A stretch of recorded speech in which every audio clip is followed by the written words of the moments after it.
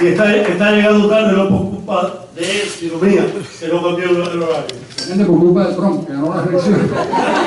Y lo viene corriendo desde entonces. Y bueno, voy a hacer una cosa. Ah, sí. Porque yo sé de que Terminé la conferencia privada. Normalmente lo que yo hago es un resumen de la conferencia y la digo, pero no tuve tiempo de hacer las cosas. No se oye. Que ganó las elecciones. Ahora sí. Entonces, lo que voy a hacer es tener la desconsideración de leerles el texto. Son 25 minutos. Yo sé que la mayor cantidad de atención que prestan los seres humanos es 18 minutos, pero yo les ruego que se extiendan 25 minutos para esta cosa. Además, aquí tengo que volver a salir corriendo. Porque cuando ocurre un fenómeno político como este, es tremendo, porque todas las encuestas están equivocadas, todas las predicciones, todos los expertos se metieron la pata. Entonces, es tremendo. Y hay que estar dando explicaciones. Yo lo que hago es como el ejército italiano, levanto las manos y digo, equivoqué, me rindo. Me queda más problema. Bueno, la conferencia se titula ¿Qué hacer en Cuba? Básicamente. Se me ha pedido que comparta con ustedes mi visión de cómo debiera ser el cambio en Cuba, independientemente del momento en que tal cosa suceda, probablemente en los próximos años. Me parece un reto importante.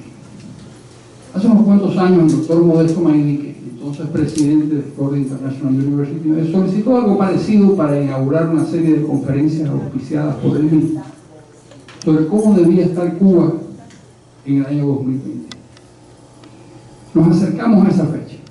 Pronto iniciaremos el 2017 y todavía se mantiene la dictadura dentro de los mismos esquemas originales, aunque para sobrevivir ha permitido algunos cambios.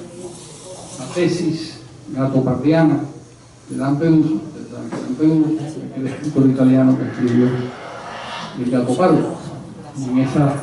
En ese libro contigo una frase que se convirtió en, diríamos hoy en día, viral. Para que todo siga igual, hay que hacer ciertos cambios. Él lo escribió para contar una parte convulsa de la historia italiana desde la perspectiva siciliana y ha vuelto a confirmarse esta vez en el Caribe. Para entender lo que hay que modificar en Cuba es inevitable preguntarse qué ocurrió en el país y por qué ha pasado.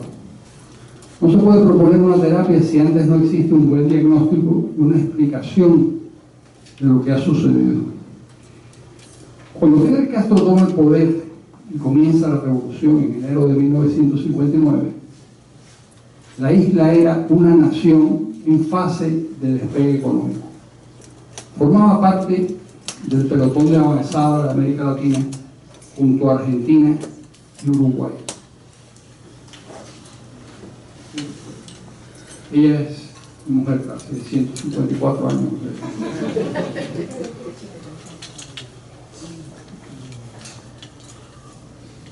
Lo que explica en alguna medida que muchos años más tarde, en el 2016, una fundación suiza haya declarado a La Habana oficialmente como una de las maravillas urbanas del planeta. Contradictorio homenaje a la Cuba que existió antes de la revolución, dado que no hay una sola obra arquitectónica posterior a 1959 que valga la pena destacar. Claro que era un país en fase de despliegue. Realmente no tiene sentido dedicarse a demostrar esta verdad estadística. La única razón por lo que menciono este aspecto del debate es porque los Castro y sus simpatizantes suelen alegar que Cuba es una especie de infierno tercermundista en el que una multitud de indigentes convivía con un puñado de privilegiados sometidos a la embajada de Estados Unidos. Realmente nada más alejado de la verdad. Quienes estén interesados en el tema, les aconsejo que examinen objetivamente la obra se presentó aquí mismo, Cuba from economic takeoff to collapse under Castro. Cuba, desde el momento del despegue hasta el colapso bajo Castro. Publicado por Transaction Publishing, que es una entidad muy seria, en el 2015, escrita por el doctor Jorge Salazar Carrillo, un notable profesor de economía del Florida International University, y por Andro Nodal León, también economista y además banquero. Este es un texto definitivo que le pone punto final a esa eterna discusión.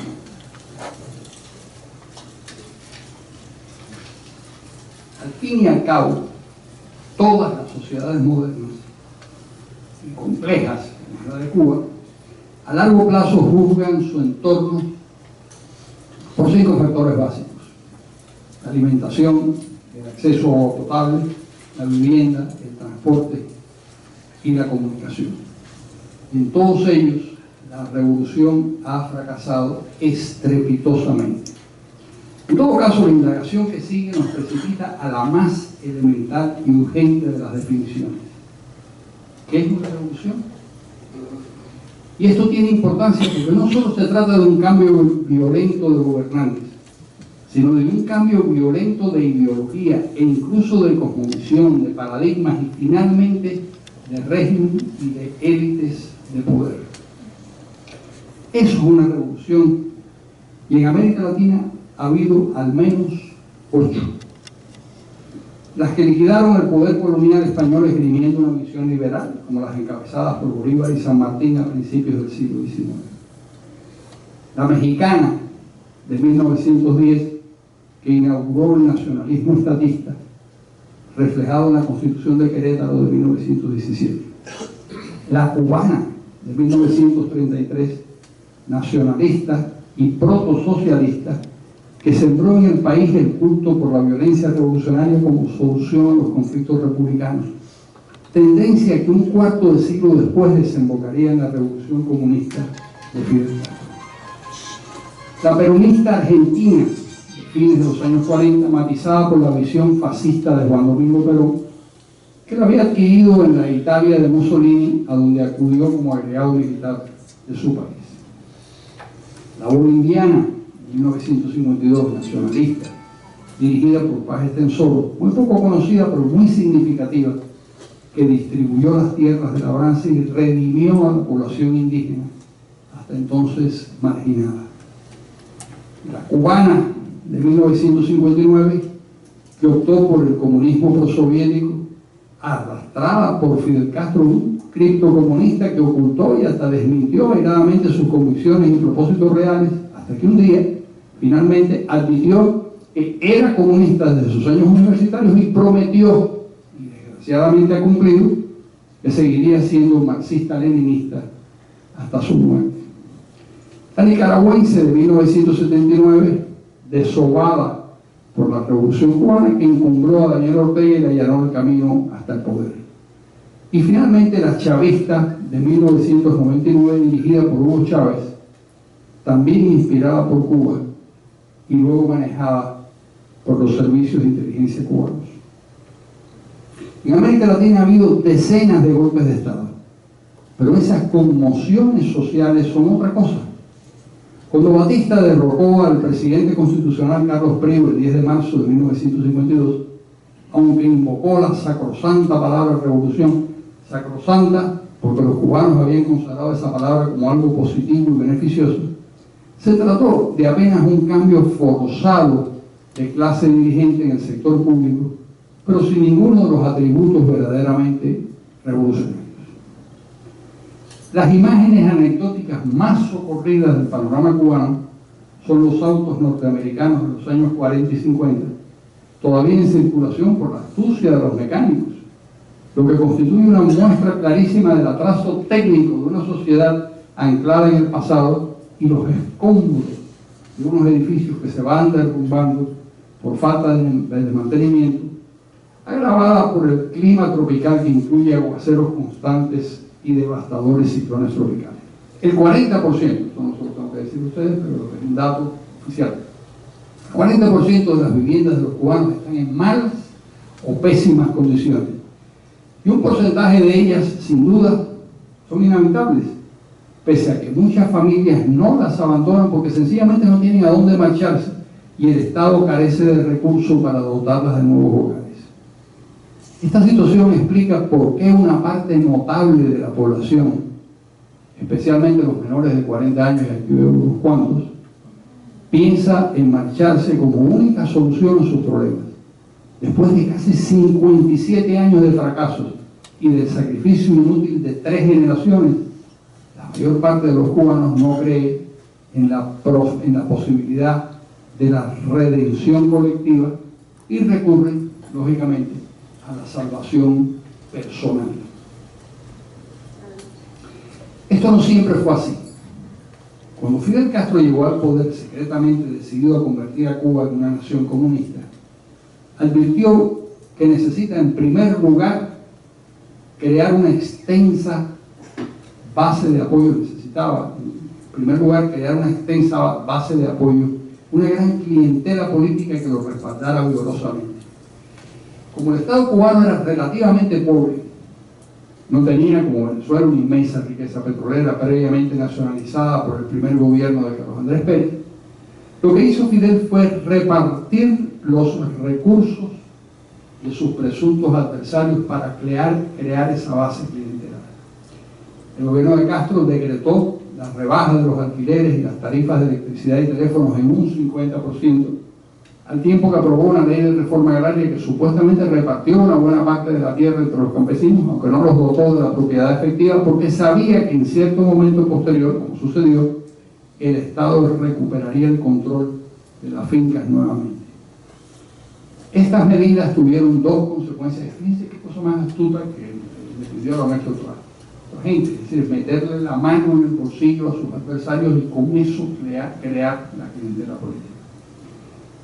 Por un extremo, a corto plazo, el 90% de las personas beneficiadas se sintieron muy agradecidas de la revolución y le dieron su total apoyo político. Había funcionado el populismo clientelar. Fidel Castro se había convertido en una popularísima figura con el dinero de sus ya enemigos. Yo recuerdo, cuento aquí, el júbilo de mi madre con la rebaja de los alquileres. Era una simple maestra que ganaba el equivalente de $208 mensuales, era lo que le pagaban, que en aquella época no era malo. Pero pagaba $60 por la vivienda. Comenzó a pagar 30. Y no creo que le preocupara excesivamente el destino de los propietarios. Esa es la tónica general de las personas en Cuba.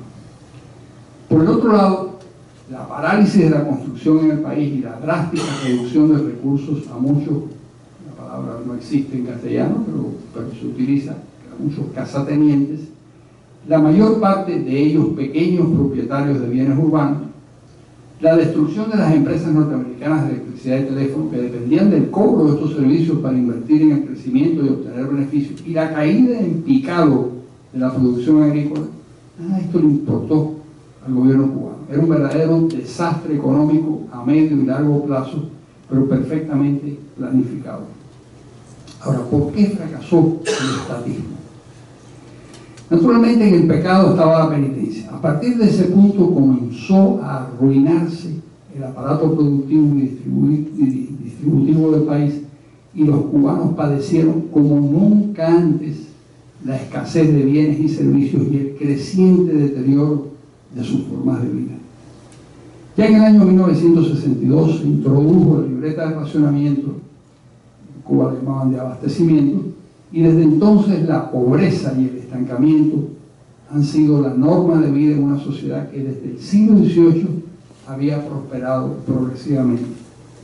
Antes de la Revolución Cubana se esperaba, y era algo que sucedía, que las jóvenes generaciones estuvieran mejores educadas que las de sus padres y vivieran mejor, lo que acaso explica que la isla a lo largo de todo el siglo XIX, los primeros 56 años de República, hasta 1958, haya sido una sociedad receptora de inmigrantes con un balance migratorio positivo.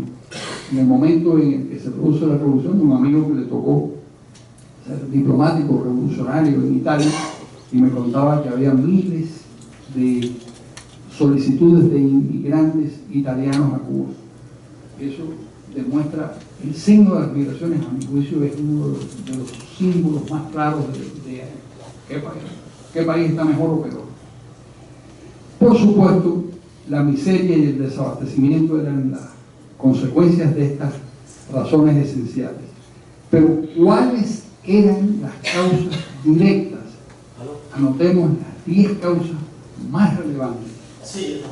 La elección o imposición de un modelo político y económico basado en la superstición de que un Estado centralizado y omnímodo, gobernado por un partido político, en realidad una camarilla liderada por un caudillo, era una fórmula eficaz para crear riqueza. Realmente no lo era. En segundo lugar, la falta de libertad en el ámbito económico. En las anteriores dictaduras que el país había sufrido, Machado y Batista, se limitaron las libertades políticas, pero no las económicas. Cerrarles el paso a los generadores de riqueza, a los creativos y enérgicos capitanes de industria, un carísimo disparate que acabamos pagando todos. La irresponsabilidad con que se manejó el tema de la moneda nacional. Hasta la llegada de los Castro, el peso cubano había conservado su valor con relación al dólar. Tras el inicio de la revolución comenzó un proceso inflacionario que 10 años después había destruido totalmente el signo monetario. Toda ecuación económica, todo deseo de superación empieza por contar con una moneda saludable. Siempre cuento que en el medievo Mallorca tuvo rey. Mallorca es una isla muy especial en el Mediterráneo. Y tuvo su monarquía. El primer juramento del rey era: juro conservar el valor de la moneda. La moneda no se juega. Y lo tenían muy claro los mallorquines. En Cuba eso, pues, por supuesto, no era así. La destrucción, la conversión del Estado en el único centro de iniciativas empresariales y económicas, generalmente sujeto a los caprichos de Fidel Castro. En el modelo de sociedades de libre empresa que compiten en mercados abiertos, surgen numerosas iniciativas privadas que generan empleo y arrastran al conjunto de la población. Cuando uno centra o centraliza la creación de empresas, de riqueza y las iniciativas económicas en una persona, un pequeño grupo de personas, está destruyendo lo que son los fundamentos del desarrollo económico. En Estados Unidos, por ejemplo, se dice mucho, y es cierto, que aquí 4 jóvenes se reúnen en un garaje y crean Apple o crean, Google. Es verdad, pero lo pueden hacer porque existe el estímulo general para que eso suceda. No hay trabas, el Estado facilita la creación de ese tipo de esfuerzo personal. Existen unas redes financieras, existe una protección judicial para las patentes, existe una protección a los negocios. Quiere decir que uno sabe que el esfuerzo, si tiene resultados, si da resultados, el esfuerzo que va a llevar adelante va a ser protegido. Eso desapareció en Cuba. Y cuando el hombre más creativo de Cuba, tal vez era Fidel Castro, no lo sé, pero probablemente era Fidel Castro, pero era creativo, pero con unas ensoñaciones totalmente delirantes. El café, no sé qué, quesoducto para invadir con el queso cubano al mundo entero, cosas demenciales que además no funcionaban y que fueron un desastre. Las vacas enanas para producir leche, que cada uno tuviera una vaca en su casa, las zafras de frijoles, todos esos delirios de este señor. La rola ciénaga de Zapata. Era de secar la ciénaga de Zapata. La moringa. Yo me acuerdo cuando eso empezó y yo les advertí que acabaremos todos comiendo moringa en esta. Pero él sí no come moringa.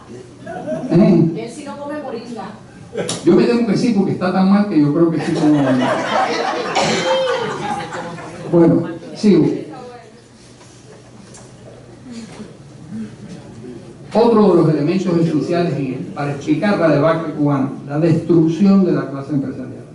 no solo no permitía la creación sino la destrucción de la clase empleadora. La destrucción, las empresas privadas grandes y medianas fueron estatizadas en octubre de 1960.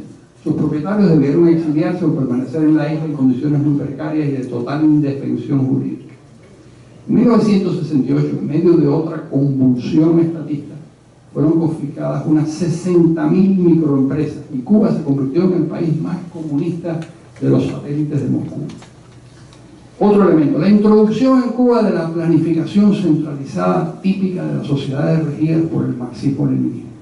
Un método que había resultado contraproducente donde quiera que se había empleado, sencillamente por la imposibilidad, esto es una cosa que explicó muy bien Mises hace muchos años, la imposibilidad que tiene cualquier burocracia de conocer las muy complejas preferencias de los consumidores.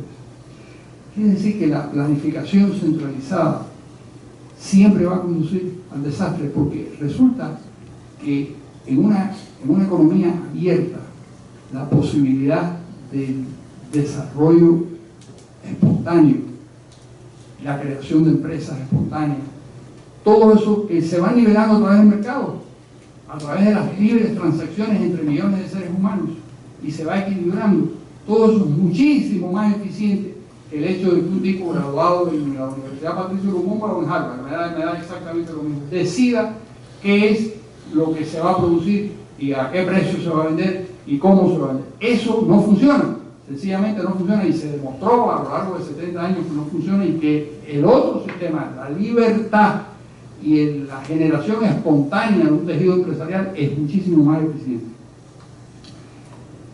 En consecuencia, la aparición de una intrincada burocracia que no estaba al servicio del pueblo ni consagraba sus esfuerzos a cumplimentar sus necesidades, sino se dedicaba a controlar a las personas para obligarlas a cumplir los caprichosos reglamentos. Todo eso está en la base del desastre. La ruptura y la hostilidad deliberadas con Estados Unidos, sin comprender que el perfil moderno de la sociedad cubana se debía fundamentalmente, esto es algo que vale la pena entender, se debía al espíritu creativo del poderoso vecino y a su notable vigor económico. Si Cuba había tenido muy rápidamente trenes, alumbrado, telegrafía, teléfono, transporte urbano, cine, aviación, radio, televisión y una sanidad razonablemente eficiente, entre otros signos de la modernidad, había sido por la influencia de las inversiones norteamericanas. Romper súbitamente esos lazos fue una contraproducente irresponsabilidad. Gente que no sabía nada de historia. Decían, aquí tenemos televisión antes que nadie, pero me pongo la Coca-Cola o la trajo de Estados Unidos. La vinculación de la Unión Soviética y al campo socialista, un universo que tenía muchas décadas de atraso con relación a Occidente, y aceptar además el rol de suministrador de azúcar dentro del CAME, condenando a los cubanos a la pobreza permanente, es una de las causas del desastre. El sostenimiento del peso muerto, esto es importantísimo, el sostenimiento del peso muerto de un monstruoso aparato represivo que incluye a una copiosa policía a lo largo de toda la isla, un ejército enorme que sostuvo prolongadas guerras en África, un cuerpo de contrainteligencia que es el 0.5% de la población, de acuerdo con las enseñanzas de la Stasi alemana, y lo que quiere decir que hoy hay unos 55.000 agentes secretos dedicados a impedir los movimientos de los demócratas de la oposición. Como ustedes se plantean, y como estos tipos lo saben todo, son 55.000 personas. Sí, es un ejército de gente, que todos tienen unos nombres misteriosos, Ariel, fulano, no sé qué, pero que no son los nombres reales de estos policías, que es el 0.5% de la población. La Stasi llegó a ese número. Sí, me contó un ex agente de la contrainteligencia cubana, que desertó hace muchos años, y se había educado en Moscú y en Alemania, que el Stasi llegó a ese porcentaje del 0.5% calculando cuántos perros de presa hacían falta para controlar un rebaño de ovejas. Yo no sé si eso es verdad, pero me parece una historia maravillosa. Si el 0.5% de cualquier rebaño de ovejas es controlado por un perro feroz, y que ese sea el modelo del Stasi, me parece que es muy indicativo de qué clase de sistema es el que han padecido los cubanos. Bueno, ¿y qué hay que hacer? Pensemos que ha llegado la hora cero. Posiblemente, tras la muerte natural de los hermanos Castro, los ancianos extraordinariamente viejos. Al fin y al cabo, ningún régimen ha sido eterno y el cubano no será una excepción. Y supongamos que comience a ocurrir en la isla lo mismo que sucedió en las estructuras políticas de los países de Europa Oriental. En este caso, lo probable es que aflore la inconformidad que sabemos que existe en la clase dirigente cubana. Hay muchos cuadros y dirigentes del Partido Comunista convencidos de la inviabilidad de un sistema que ha fracasado durante tantas décadas. Es decir, es imposible pensar que esos cuadros cubanos son tan estúpidos que no creen que ese sistema no funciona. Ante esta situación, llega al poder en Cuba un grupo decidido a corregir los males que ensombrecen la situación y se preguntan qué es lo que hay que hacer para comenzar a componer el larguísimo periodo de la dictadura comunista impuesta por los Castro. Lo primero es entender que la acción de los gobiernos y la conducta de los pueblos dependen de las ideas que sostienen la mayor parte de la sociedad. Si no hay una comprensión de por cómo se produce la riqueza, por qué se produce, cómo se conserva, cuáles son los estados que funcionan de una manera más o menos bien y por qué lo hacen. Los Castro llevaron a la sociedad cubana al abismo comunista porque Fidel, Raúl, Che Guevara y unos pocos más tenían las ideas equivocadas sobre los programas de Cuba, sobre Estados Unidos y el mundo occidental.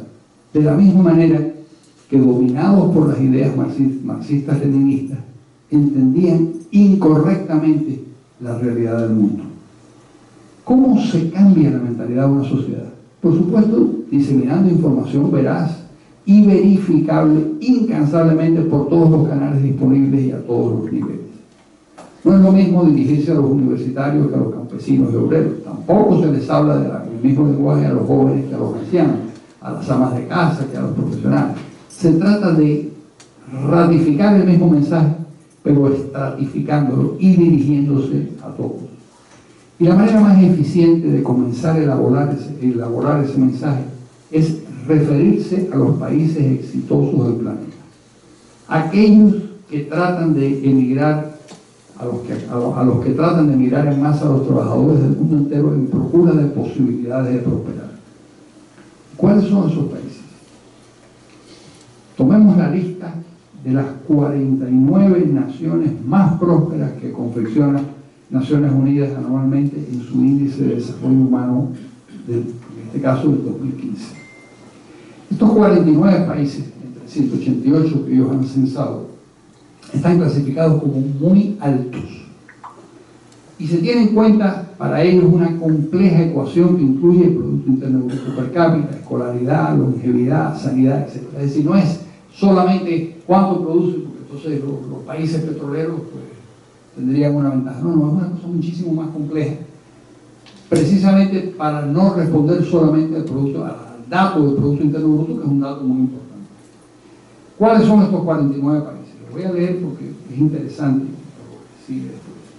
Primero de ellos es Noruega, segundo Australia, Suiza 3, Dinamarca 4, Holanda 5, Alemania 6, Irlanda 7, Estados Unidos 8, Canadá 9, Nueva Zelanda 10, Singapur 11, Hong Kong 12, Liechtenstein 13, Suecia 14, Reino Unido 15, Islandia 16, Corea del Sur 17, Israel 18, Luxemburgo 19, Japón 20, Bélgica 21, Francia 22, Austria 23, Finlandia 24, Eslovenia 25, España 26, Italia 27, República Checa 28, Grecia 29, Estonia 30, Brunei 31, Chipre 32, Qatar 33, Andorra 34, Eslovaquia 35, Polonia 36, Lituania 37, Malta 38, Arabia Saudita 39,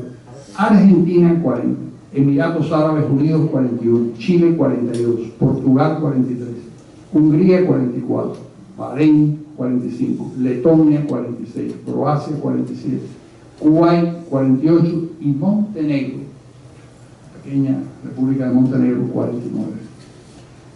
Obsérvese que los primeros 30 son los sospechosos habituales, con 3 naciones excomunistas recientemente llegadas a Europa: Eslovenia, que es el número 25, República Checa, que es el número 28, y Estonia, que es el número 30.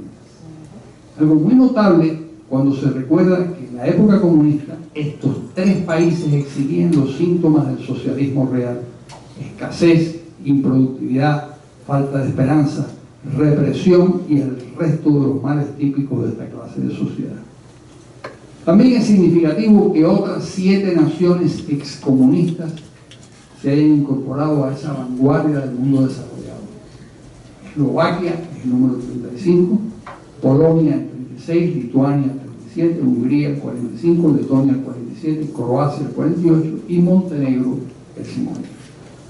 Es decir, de los 50 países muy desarrollados, de acuerdo con el Índice de Desarrollo Humano, que es un documento absolutamente ajeno a cualquier manipulación política, 10 naciones son excomunistas.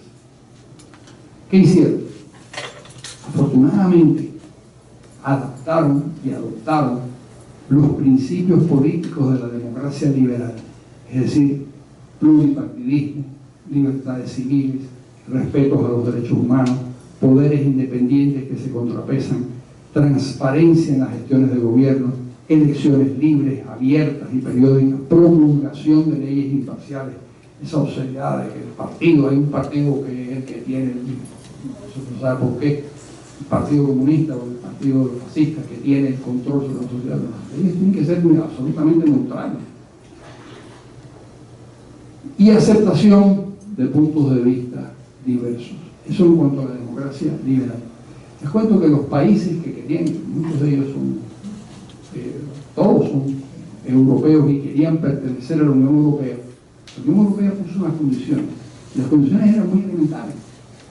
Era tener un gobierno, un sistema político de democracia liberal y de economía de mercado. Eso se llama los criterios de Copenhague. Porque la Unión Europea de pronto se vio abocada a qué hacer con estos países que quieren ingresar en la Unión Europea y que vienen del comunismo. Entonces trazaron unas reglas, y las reglas son muy elementales. Eso, si buscan en internet, lo encontrarán. Criterios de Copenhague. Los criterios de Copenhague es una democracia liberal y economía de mercado. Ya no había que ser creyente, no había que ser cristiano, no había, porque había sociedades europeas de carácter islámico, sobre todo en la antigua Yugoslavia, y no importaba, es decir, no había trascendencia desde el punto de vista religioso moral. Lo que había era un modelo de funcionamiento político y económico, a lo que se agregaron la experiencia de las economías de mercado libre, basadas en la existencia de la propiedad privada y el mercado, renunciando a la planificación centralizada. Tuvieron que privatizar las ruinosas empresas estatales, se abrieron al comercio internacional, se integraron a la Unión Europea y más de la mitad de ellas suscribió el euro como moneda propia. Se da la circunstancia de que Montenegro, que es la última de esas naciones que intenta incorporarse a la Unión Europea, no formaba parte del euro, pero hizo suya la moneda. Llegó a un acuerdo especial con Bruselas y utilizan el euro.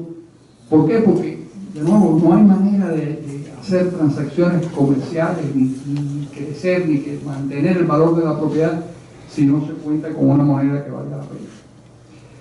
Otra observación que debe tomarse en cuenta es la historia previa de esas naciones. Prácticamente todas tuvieron su momento de gloria, esto es interesante para nosotros, antes de la llegada del comunismo. En cierta forma, lo que hicieron fue recuperar rápidamente el puesto que tenían. Para los cubanos esto tiene cierta importancia. Los dos países latinoamericanos que están entre esas 49 naciones muy desarrolladas son Argentina y Chile. Es decir, dos de los países que formaban parte del pelotón latinoamericano de avanzada anterior a la aparición de los Castro. Hasta 1959, Cuba estaba junto a Argentina, Uruguay y Chile a la cabeza de América Latina, aunque su Producto Interno Bruto per cápita era 1/3 mayor que el chileno. Esto quiere decir que si en Cuba se repite el mismo patrón de comportamiento histórico, los cubanos no tardaremos en formar parte del pelotón de avanzada latinoamericano. No obstante, si somos capaces de aprender bien la lección del siglo XX, época que demostró que es posible en 2 generaciones darle la vuelta a la historia, como hicieron Taiwán, Singapur, Hong Kong y Corea del Sur, los tigres asiáticos, o como hizo Israel, el tigre semita, podemos instalarnos en la prosperidad y la estabilidad simultáneamente. Todo está en que seamos capaces de crear un tejido empresarial dinámico y moderno, capaz de agregarle valor a la producción, algo que solo puede lograrse por medio del mercado y dando estímulos a los emprendedores y por supuesto a las personas que tienen una cierta formación.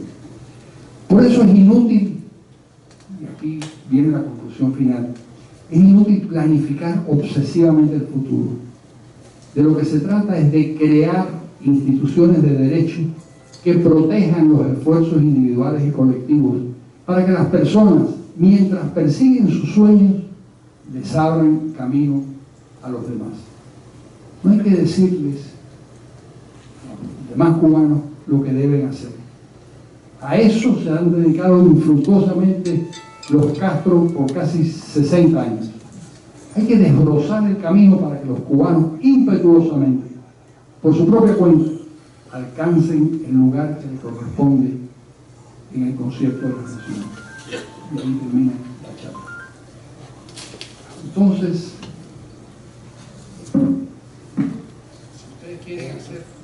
si quieren hacer alguna pregunta, si quieren tirar algo, tomate, una cosa, pues estamos dispuestos a todo.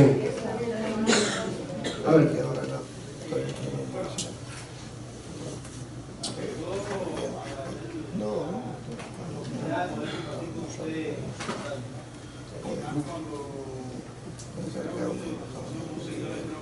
¿Así?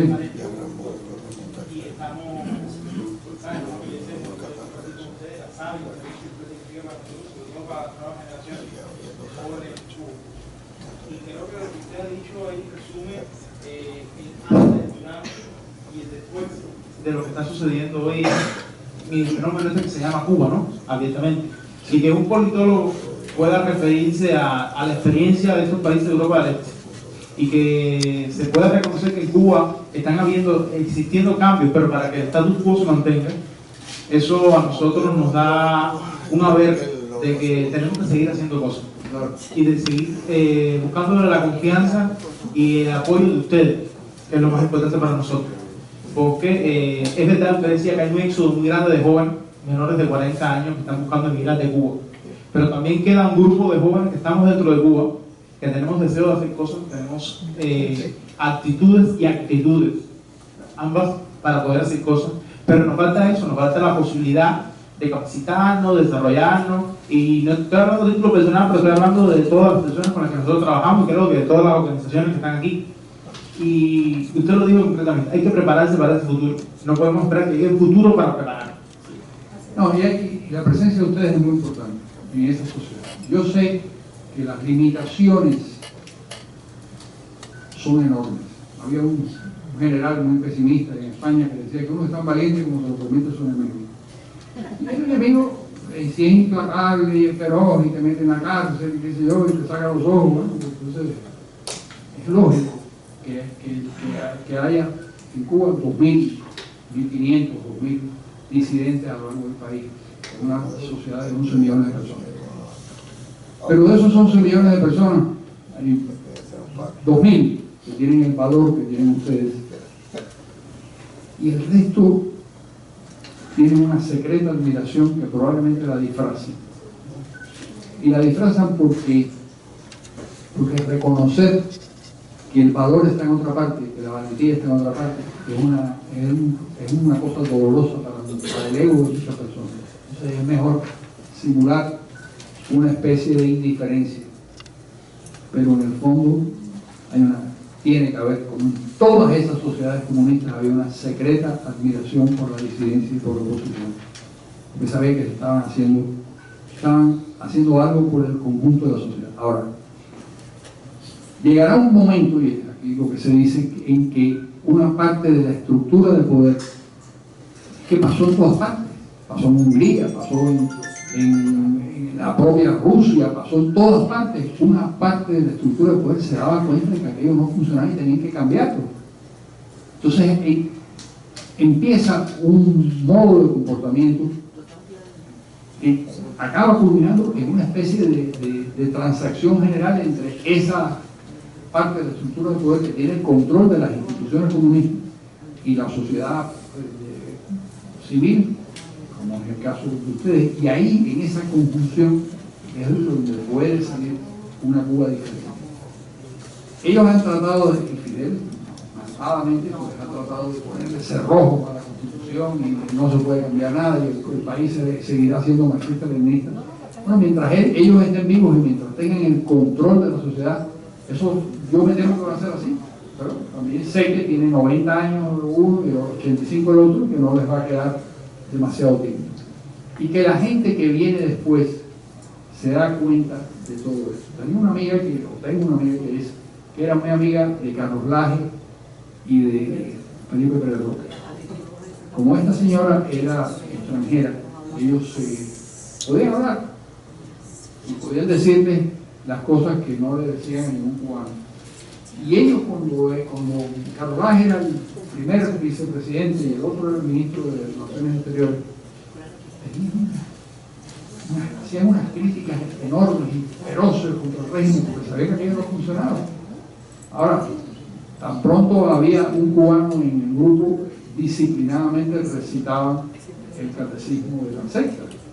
Ellos no querían seguir vivos. Cuando les grabaron una conversación se acabó un español que tenía una finca, qué sé yo, y les grabaron, ahí se acabó el programa. Si hubieran grabado una conversación con esta señora que yo conocí hace unos años, también se hubiera acabado, pero afortunadamente eso no pasó. Así que yo los felicito y además los admiro, porque hay que tener un valor extraordinario para enfrentarse a un aparato totalitario de las características del aparato totalitario cubano. Adoro miedo. De todo. Adoro miedo. No, y miedo, pero el miedo es normal y el miedo es natural tenerlo, pero ¿cómo no van a tener miedo? El que no tenga miedo, pues es un enfermo. Controlado, miedo controlado. Claro, el problema es controlar el miedo. Aquella frase de que los regímenes totalitarios no se gobiernan con el corazón, sino con la vejiga. Eso es verdad. ¿Alguna otra cosa? Sí, el profesor Mondonelli. No, a nosotros que está ahí presente con nosotros, en esta exposición, está hablando de las revoluciones que se han presentado. No escuché las iniciativas esas de la guerrilla, darle aquí en América Latina. No, porque realmente no. Las guerrillas de El Salvador, de Guatemala, pues no llegaron al poder, no consiguieron, cuando llegaron al poder, como en el caso de El Salvador, la única que llegó al poder fue Nicaragua, gracias al apoyo cubano, y a eso sí se le mencioné, pero en el caso de Guatemala y Honduras, o El Salvador, o de Argentina, pues fueron intentos que no llegaron a ninguna parte. ¿Tú ibas a decir algo? Sí. ¿Llegaste a ir a Guatemala o no? Sí, llegué, gracias. Bueno. Ya se me había olvidado mío, gracias.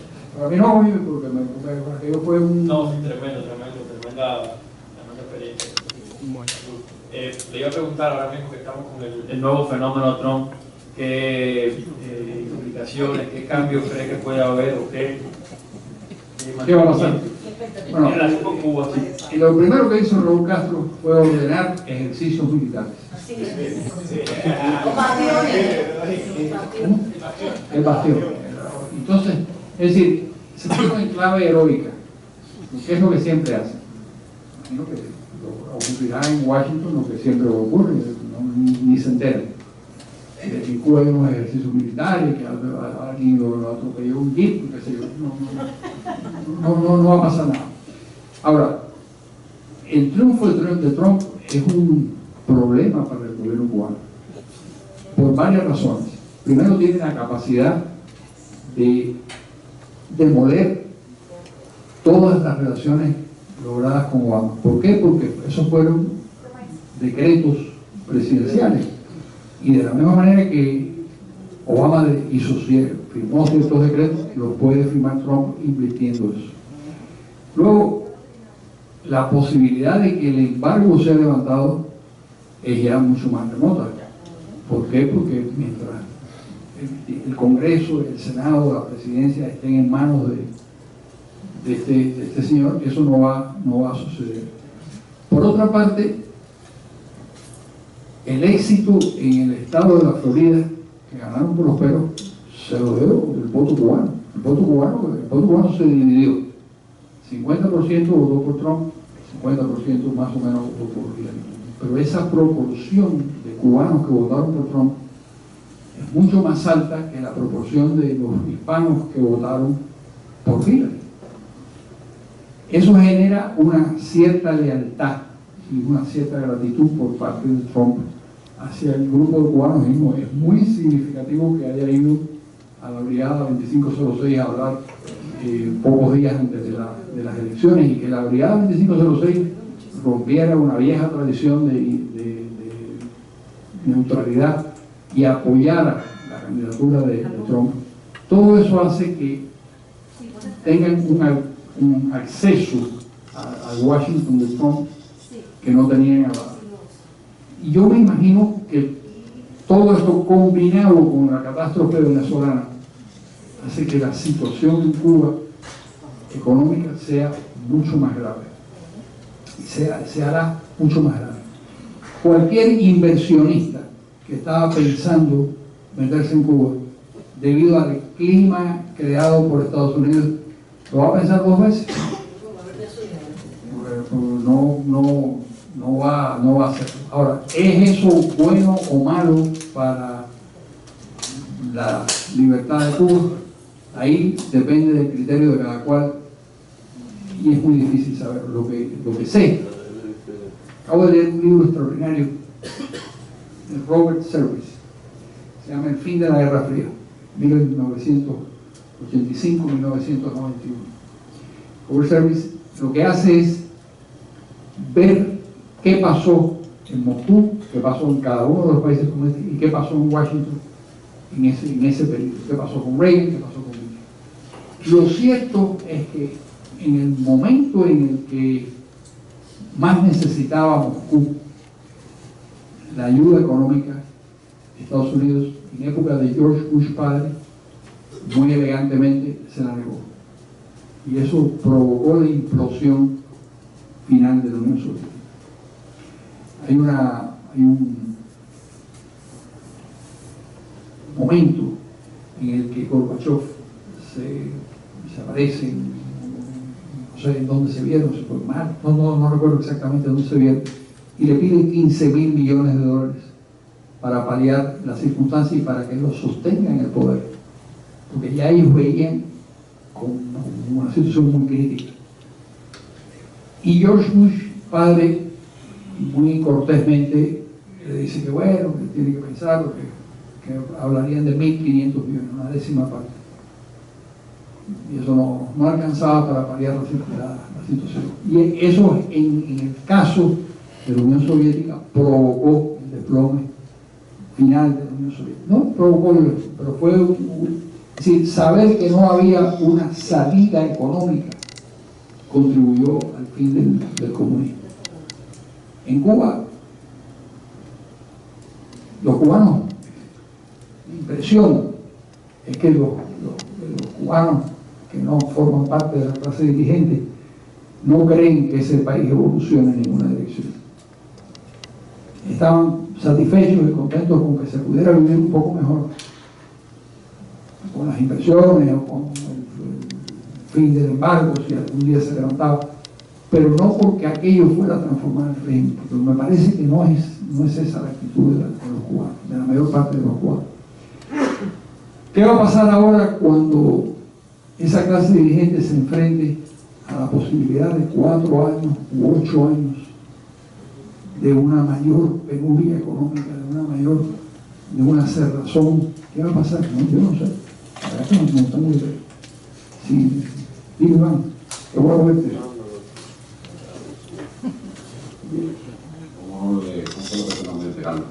Pues yo te leo hace mucho rato. Además lo escribe muy bien y escribe la verdad. Mire, yo iba a preguntarle, aquí se adelantó el fenómeno Trump. Hay muchas cosas, ¿no? Yo estuve siguiendo todo hasta las 4 y tanto ahí en Televisión Martí, en Radio Martí. Y el primer impulso que tuve fue no adelantar el vuelo y regresar a Cuba, ¿no? Porque es que lo veo tan claro, así que es un populismo, claro. Me queda la cosa que las instituciones de este país, ¿no? Si Trump hubiera sido presidente en Brasil o en Chile o en Jamaica, hubiera sido un dictador. Probablemente de los equilibrios, ¿no?, que tienen las instituciones, que fueron sabiamente diseñadas por los padres fundadores, ¿no? Yo creo que es lo que va a hacer cambiar las cosas. Yo sé que aquí hay mucha gente que son seguidores de Trump, evidentemente. No es un problema de Trump, oigan, es un problema que yo creo que Estados Unidos está regresando al siglo XX, ¿no? Pero bueno, más allá de esta, quería saber su impresión, porque es que nos engañamos, no ha tapado la prensa, tanto en el Brexit, en Gran Bretaña, en España, bueno, el multipartidismo, en Colombia ahora con los acuerdos de paz y ahora, ¿no? Sería una cosa insólita, ¿no? Parecía que el panfleto de Grama, toda la prensa se votó en contra de todo. Yo, si hubiera sido un ciudadano americano, hubiera votado por Trump, porque bueno, siempre el ser humano tiende a apoyar al más débil, ¿no? Y eso fue, me parece que fue contraproducente, en mi opinión. Sí, porque si tú dices, no, es malo, todos los medios aquí, los grandes medios, es decir, New York Times, Post, la mayoría, todos se volcaron a apoyar a Hillary, y yo me supongo que muchos, entonces dirán, bueno, ¿por qué cae aquí, no? Entonces, pues, muchos podrían votar por Trump. Lo otro, veo que había también un medio implícito, hablé con muchos americanos, ¿no?, de descendientes latinos, que a boca de encuestas decían que iban a votar por Hillary, pero después votaban, lo cual eso me preocupa también, porque toda una sociedad cimentada los valores precisamente de la democracia. Así que la gente misma sabía que era políticamente correcto decir ante una cámara que iba a votar por Donald Trump. Ahí en Martín, que sabes que el gobierno norteamericano, la gente, porque después ya, entre tragos, sí, voté por Trump, pero ahí no, pero los ojos le brillaban cuando ya Trump iba a dar el discurso, ¿no? Y eso, es decir, me he cortado dos cosas, porque también me llamó la atención, creo que 70%, nunca, no sé si alguna vez la elección de Estados Unidos había llegado a esas cosas, que no es tanto el poder del voto latino, no es tanto el poder del voto negro, creo que son más del 25%, sino que cuando el Blanco Guas salió a votar, y creo que es mayoría, entonces decidió el 67%, y salieron a votar en una proporción que no se esperaba, 10 millones más de WASP. De ese tipo de personas salió a votar. Y esto le dio el vuelco a la elección. Pero hubo mucha confusión. Yo recuerdo que yo le mandaba a todo el mundo el gran estadístico electoral que es Nate Silver. Yo le mandaba a todos mis amigos las cosas que publicaba Nate Silver explicando por qué iba a ganar Hillary Clinton.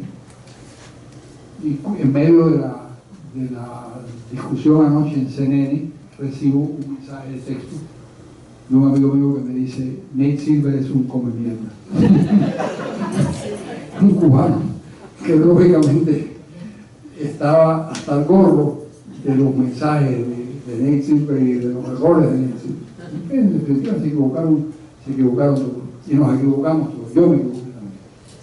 No, pero yo me paso la vida equivocado. Como en 3 semanas, ¿sí? El escándalo de los correos, el escándalo del enfermo mental que es el marido de su principal asesora. Pero yo no me creo ya eso del 25% de la ventaja. Como tampoco me creo entonces que los cubanos americanos que están a favor de que eliminen el embargo, porque entonces cómo se puede elegir de nuevo a senadores que están a favor de mantener. No, es verdad. Ahí hay una manipulación de las estadísticas. La mayor parte de los cubanos que votan, la generación nuestra, están a favor de mantener una política de restricciones económicas mientras el gobierno cubano no haga cambios hacia la democracia, hacia la cosa no es tan sencilla de el embargo sí o el embargo no, es restricciones económicas a cambio de cambios políticos y cambios reales en la sociedad cubana. Y la mayor parte de la gente, yo creo que estaba a favor, yo estaba en contra de Trump, pero la mayor parte de la gente de mis amigos estaban a favor de Trump. Y pasaba eso que dices tú, que había una especie de vergüenza por ser trumpista. Y con vergüenza que hoy ya se eliminó. El chaval, en este caso un muchacho joven que pone la cámara ahí en CNN, me dijo, profesor, quiero decirle ahora, la verdad, yo voté por Trump. Me hubiera dicho voto secreto. Sí. Yo creo, bro, para el punto de vista, lo poco que conozco de aquí de la política norteamericana, de que había un voto en contra de Obama hacía muchos rato, sí, por lo que venía Obama realizando. Tal vez por respeto, o no se le manifestó o no se le manifestaba, y esperaron la votación para hacer el momento preciso.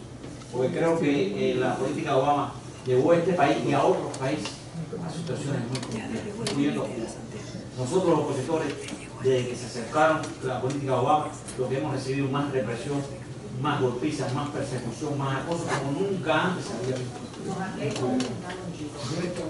Claro, porque en la medida en que ellos piensan en la manera del razonamiento de Fidel Castro, que es un gran policía, básicamente, un gran estadista, pero es un hombre de control social, lo que debe pensar es que a mayor espacio de libertad económica se corresponde un mayor control social para evitar que se desborde El proceso social. Entonces, por supuesto, yo creo eso, que hay cada vez más represión. Por eso yo no era partidario de la política de Obama en ese sentido. Yo creo que fue un error. Además, a mí, de la misma manera que ahora me engañaron los estadísticos, me engañó Obama me dijo muchas veces que no, lo dijo hasta la víspera de declarar que había un acuerdo con el gobierno cubano. Y eso me parece que es una cosa impropia. Esos acuerdos y muchos otros acuerdos más, creo que dieron el traste con eso. Y sobre la situación de Cuba, específicamente, Cuba siempre ha encontrado Rusia, rusos, chinos, iraníes, para que la ayude económicamente, porque Cuba con 4 pesos sostiene con hambre a un pueblo, lo mantiene con un hambre y forma parte de la dominación. Y no es lo mismo que Rusia, que necesita no sé cuántos miles de millones de dólares. Y creo que van a intentar seguir siendo lo mismo, vendiendo una cuota, Claro. una cuota de territorio de acercamiento a los Estados Unidos, por la distancia, y eso lo van a seguir vendiendo con esos países que son enemigos históricos de los Estados Unidos y de la democracia internacional. Sí, ya empezaron, es decir, hace rato sacaron a sus diplomáticos y el propio Raúl hizo una especie de gira por Angola y por otros países y por Irán a la búsqueda de fuentes de financiamiento para poder sostener ese desastre. Como es una isla enormemente, como un sistema enormemente improductivo, pues entonces tienen que buscar la ayuda de la caridad revolucionaria o de la caridad antiamericana por todas partes. Jóvenes, yo debo irme y Santiago, gracias por la oportunidad de... La verdad que te agradezco mucho que hayas venido hoy, porque era un día muy difícil. No, claro, y ahora tengo que volver a explicar lo inexplicable. Con lo cual, Muy productivo y muy beneficioso.